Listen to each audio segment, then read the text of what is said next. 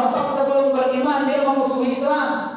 Tapi setelah dia masuk Islam, dia berbalik 180 derajat membela Islam.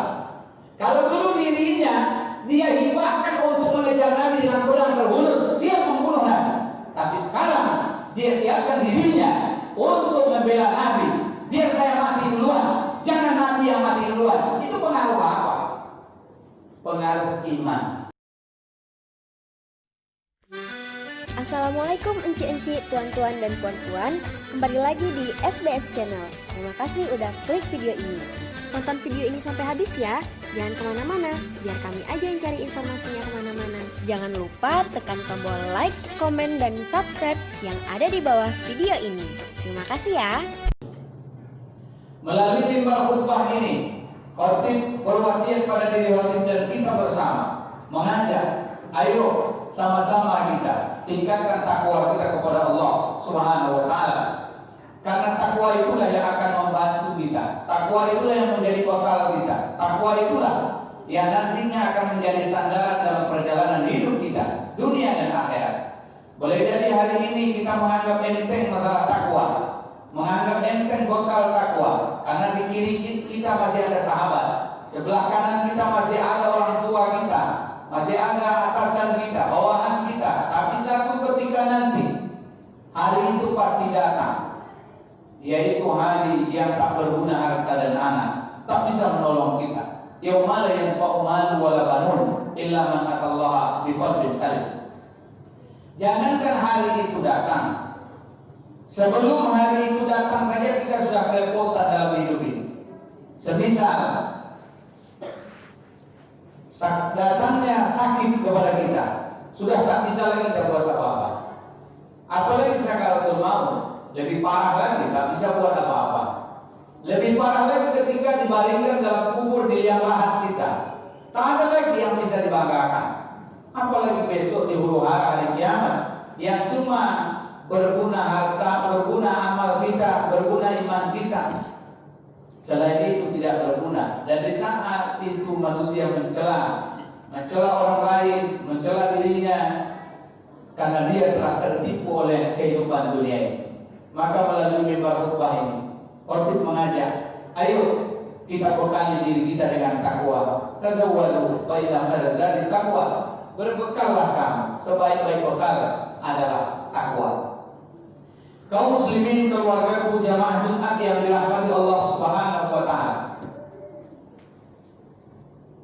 Pada khutbah kita hari ini, khotib ingin menyampaikan 3 hal pokok yang mesti hadir dalam setiap diri kita.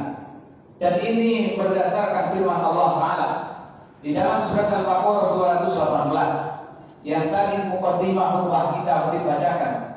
A'udzu billahi minasyaitonir rajim. Bismillahirrahmanirrahim.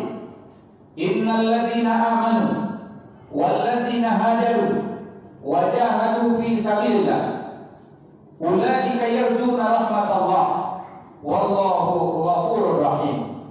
Sesungguhnya orang-orang yang beriman kepada Allah Subhanahu wa taala, sesungguhnya orang-orang yang berhijrah, sesungguhnya orang-orang yang berjihad di jalan Allah, mereka itulah orang yang mengharapkan rahmat Allah Subhanahu wa taala.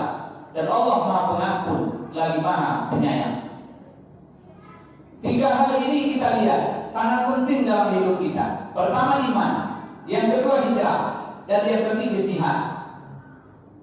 Manakala ketiga ini kita pakai dalam hidup kita, kita dikategorikan sebagai orang yang berharap dari rahmat Allah Subhanahu wa taala.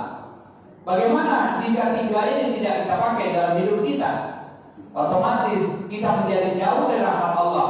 Tidak ada cita-cita untuk dapat rahmat Allah, maka rahmat itu pun tidak akan datang kepada kita. Oleh sebab itu, sangat penting dalam hidup setiap muslim 3 hal ini.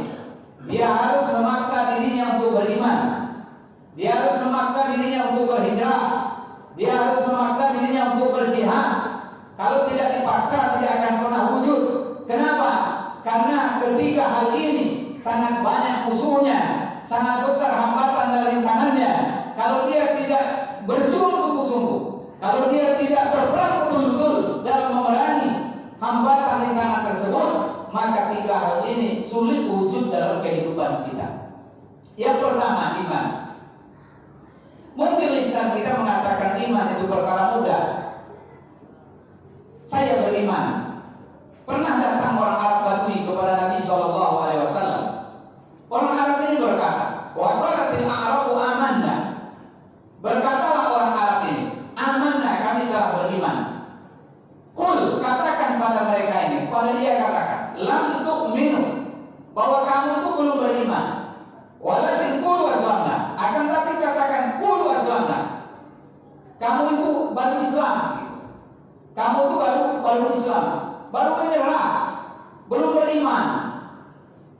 Artinya apa? Keluarga jamaah Jumat yang dirahmati Allah Subhanahu wa taala. Iman itu adalah hati. Menghunjam kuat berupa keyakinan yang tak ada keraguan sedikit pun dalam diri kita.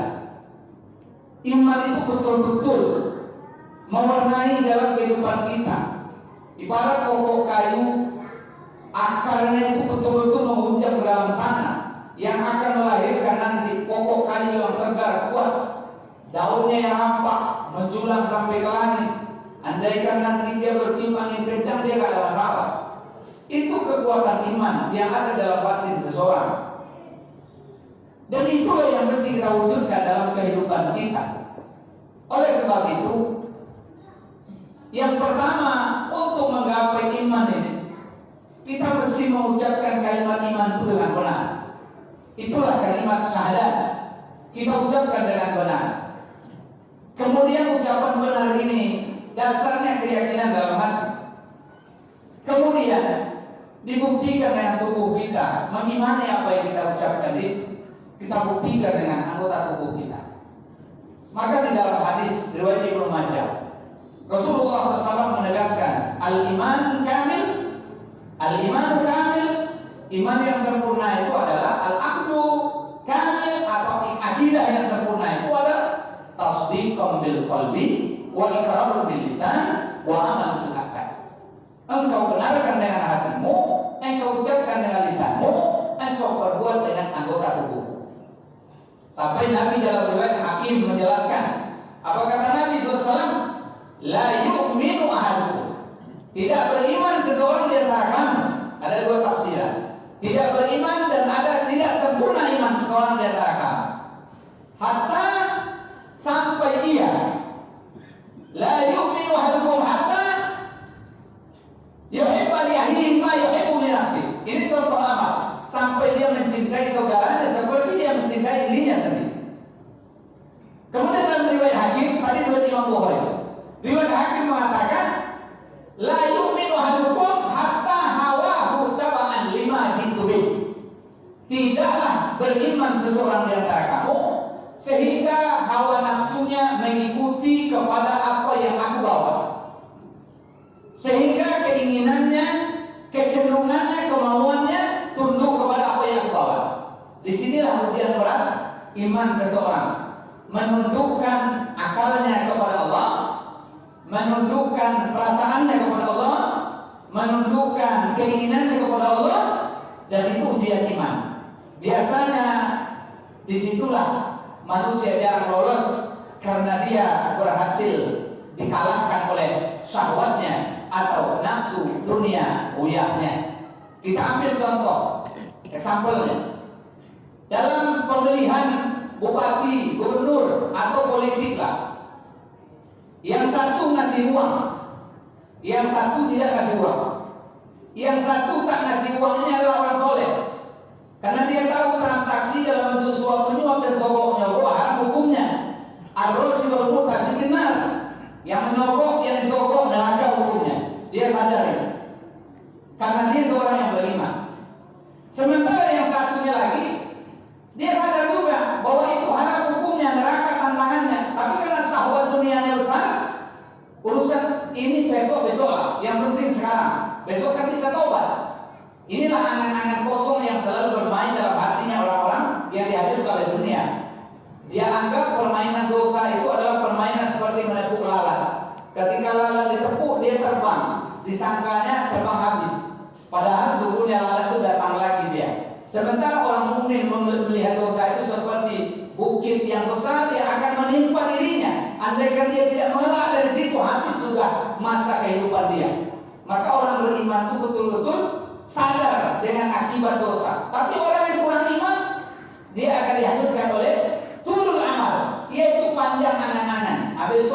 Besoklah. Akhirnya datang malaikat maut yang muncul adalah simpanan jahat yang pernah dilakukan semasa hidup di dunia. Kemana lagi mau minta tolong? Tak ada lagi tempat minta tolong. Ini contoh praktis saja.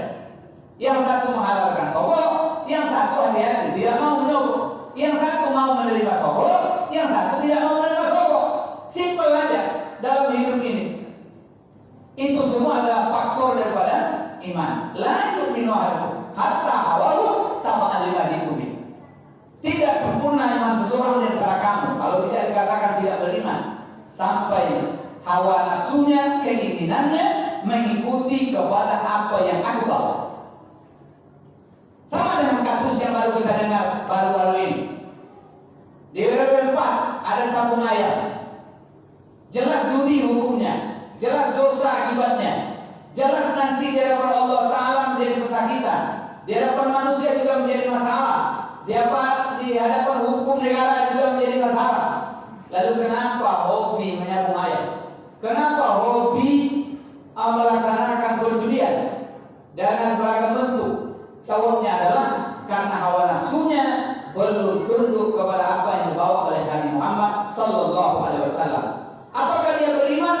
Boleh jadi dia beriman, tapi imannya saat dia melakukan maksiat keluar dari tubuhnya, dan andaikan dia mati pada saat itu, maka matinya dalam keadaan su'ul khatimah. Seperti yang disebutkan dalam hadis Rasulullah, tidaklah seorang itu melakukan zina, melakukan pencurian, melakukan minuman keras pada saat dia melakukan, kecuali iman itu akan keluar dari tubuhnya seperti awan yang menaungi, sampai akhirnya selesai dia buat maksiat, baru masuk lagi iman itu ke dalam dirinya. Maknanya apa? Khawatirilah, andaikan kita sedang maksiat kepada Allah, di saat itu datang malaikat maut, maka kita matinya su'ul khatimah, mati yang jahat. Na'udzubillah, summa na'udzubillah. Kita berlindung kepada Allah Subhanahu wa ta'ala. Iman sangat penting. Saking pentingnya iman dalam pemahaman akidah Ahlus Sunnah wal Jamaah. Di dalam kitab Al-Babul Hadis, Imam Jalaluddin As-Suyuti menukilkan juga bahwa sesungguhnya yukhraju minan nar man fi qalbihi misqala dzarratin min iman. Akan keluar dari neraka orang yang ada dalam dirinya sebesar zarah iman kepada Allah Subhanahu wa ta'ala. Begitu sangat pentingnya iman, sebesar zarah akan bisa menjadi tidak kekalnya orang itu dalam neraka. Namun ada catatan, jangan sampai hanya seperti ini dipahami sebegitu saja.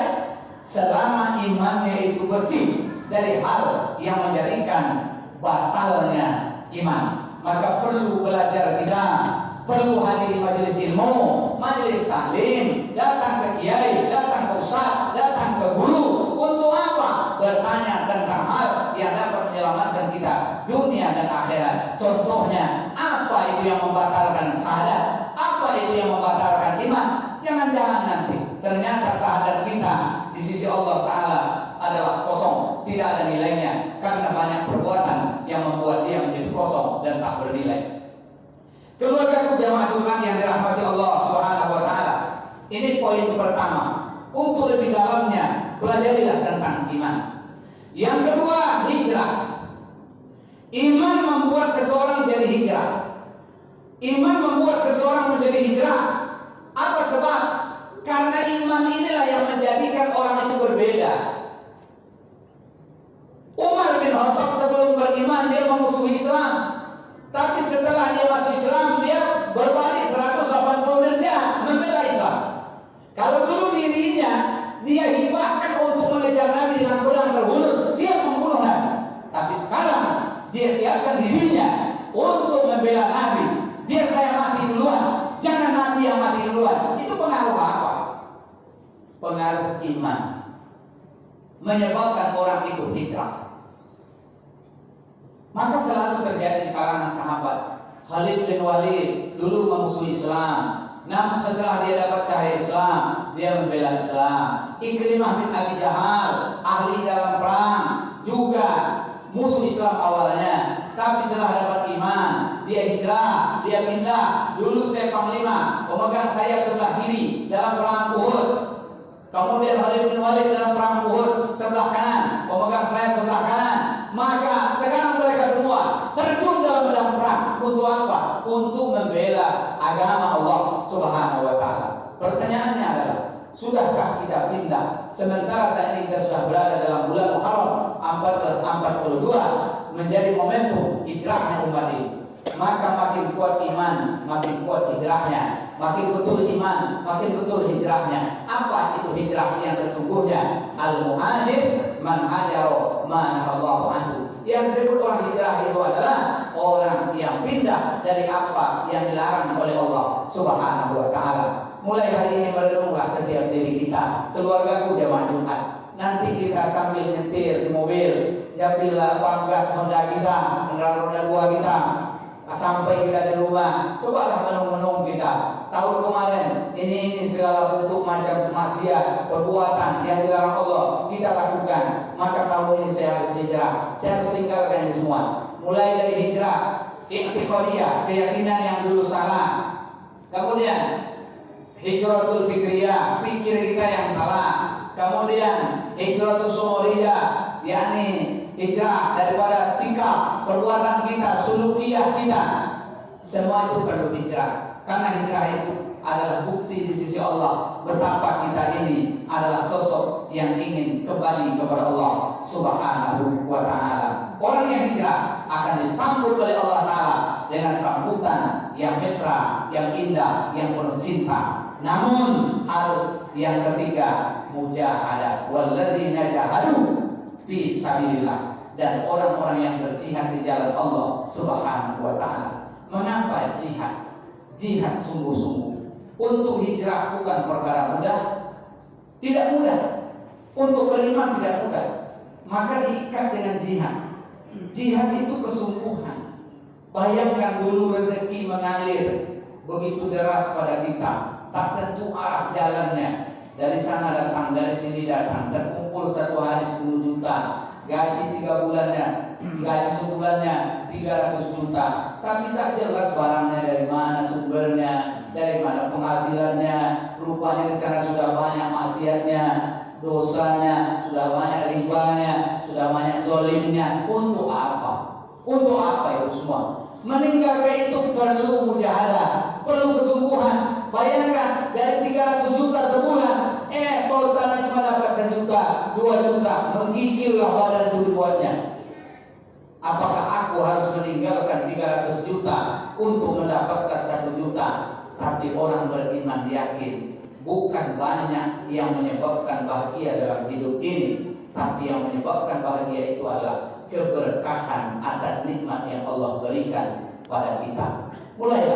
Mulailah titik jalan itu. Iman kepada Allah, berhijrahlah, pindahlah.